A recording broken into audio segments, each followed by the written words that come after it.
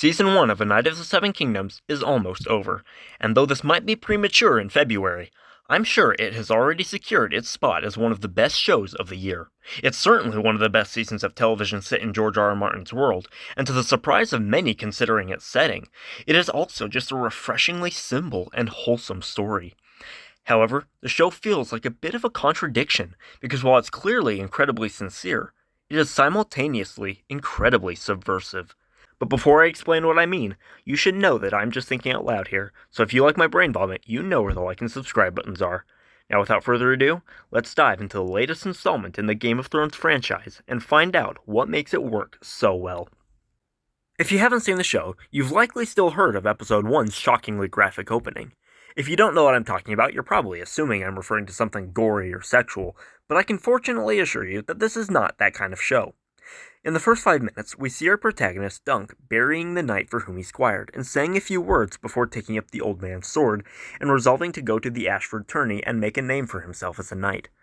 As he makes this resolution and thoughts of glory fill his head, Ramin Djawadi's iconic score begins to build, setting the tone for an epic return to the grand and bloody world of Westeros.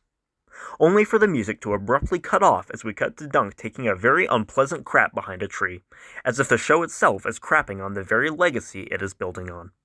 This comedically subversive opening may have initially been worrying to many, myself included, because, in our world that loves deconstruction and irony, it may have come across as if it was taking a crap on the sincerity of traditional fantasy and the values of heroism within it, just to be edgy and funny.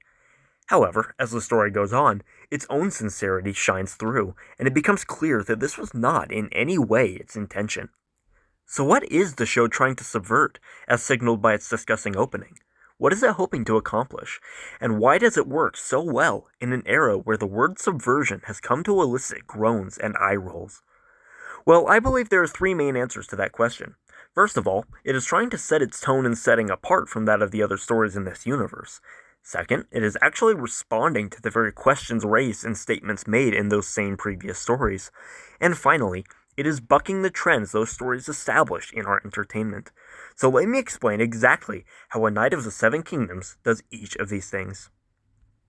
For one thing, from the show's first scene, it is subverting the expectation of epic scale and tremendous stakes we are used to in this world by reminding us that this is not a story about a grand cinematic adventure, but a look into the lives of real people dealing with real crap. Literally. I won't spend much time on this point because it's the one that's been talked about the most in discussions surrounding this show, but suffice it to say that A Knight of the Seven Kingdoms has proven that bigger isn't always better. House of the Dragon, which I actually defend, but that's besides the point, tried to go even bigger than Game of Thrones with more battles, more dragons, more incest, and more murder. Yet no one really cares.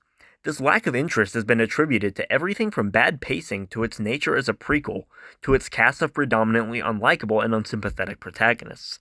But whatever the cause, it's clear that bigger stakes and more visual effects don't inherently make a story more intense or engaging. The first 2 episodes of A Knight of the Seven Kingdoms are pretty uneventful at first glance, mostly focused on the sibling-like dynamic between Dunk and Egg as they try to make friends, acquire arms and armor for the tourney, and just get a decent meal. Yet most viewers were far more engaged in their relatable struggles than in any political squabble or epic battle in House of the Dragon. More importantly than merely setting itself apart, however, A Knight of the Seven Kingdoms is really engaging in conversation with the themes of the previous shows, by subverting the idea that the real heroes are the prophesied messiahs and heirs to great dynasties, or that real heroism is always the kind that requires superhuman abilities and ends up told in songs.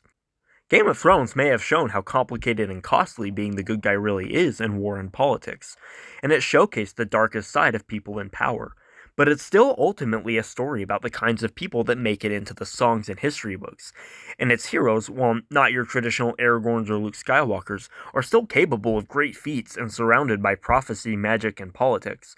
So if Game of Thrones made you question the pure, simple morality of such traditional archetypal heroes, what A Knight of the Seven Kingdoms does is show us what the real heroes look like. Heroism in this world, like in our own, is simple, humble, understated, and soft-spoken. It isn't about conquering nations with dragons or saving the world from a wintry zombie apocalypse. It's about being honest in a world of self-centered schemers and backstabbers. It's about inspiring others with your genuine trust and optimism. It's about standing up against bullies in power when no one else will. Heroism's not always seen on the battlefield, it's seen in the little moments of generosity and kindness. And the true heroes are rarely the ones in shining armor riding dragons and taking on armies. This could be seen as a subversion of Game of Thrones and everything it represents, a total rejection of its themes. But considering that both stories came from the same author, I find it more accurate to see both stories as opposite sides of the same coin, two halves of one theme, each manifesting in different settings. And with this perspective, I find this series retroactively makes the dark cynicism of Game of Thrones seem far less excessively edgy and nihilistic. That said, even if the series isn't necessarily trying to crap on Game of Thrones and House of the Dragon themselves, it's certainly crapping on the expectations they set for the genre of fantasy and for our media as a whole. It's crapping on the idea that sincerity can't be taken seriously, that it must be either made ironic and laughed at, or torn down in favor of something more gritty and cynical. This show is unabashedly, unapologetically sincere, and I love it for that. Additionally, I love it for redefining Ramin Djawadi's iconic score, and by extension the original show's legacy. See, that subversive intro isn't the last time we hear the classic Game of Thrones theme in the show. The second time we hear it is at the end of episode 4, when Prince Baelor announces he will fight for Dunk in the Trial of Seven. The show started by quickly and efficiently tearing down all our expectations for the show by effectively ripping out its foundation. And then after spending the last 4 episodes building its own tone and values from the ground up, it finally reintroduced that score, which had so long been associated with grim tragedy and cynical subversion, now as a triumphant anthem for genuine, sincere heroism. I swear, when that theme kicked in as a character who'd seemed too good to be true in this dark universe came to Dunk's side and proved that there are still heroes in this world, I all but stood and cheered with tears in my eyes. This is what we've been missing from our stories for so long, and I'm so glad to finally be getting it back. Now, there's a lot more I could say about the show, like how episode 5 contains some of the best medieval combat I've ever seen put to film, but I don't know what else I can say that hasn't already been said, so I'll just end by urging you, if you haven't already, to please watch this show. But if you haven't seen it, what do you think? How does The Night of the Seven Kingdoms compare to Game of Thrones and House of the Dragon? I'm just here to kick off the discussion, so please let me know your thoughts in the comments, and I look forward to joining you there. Until next time, just keep thinking out loud.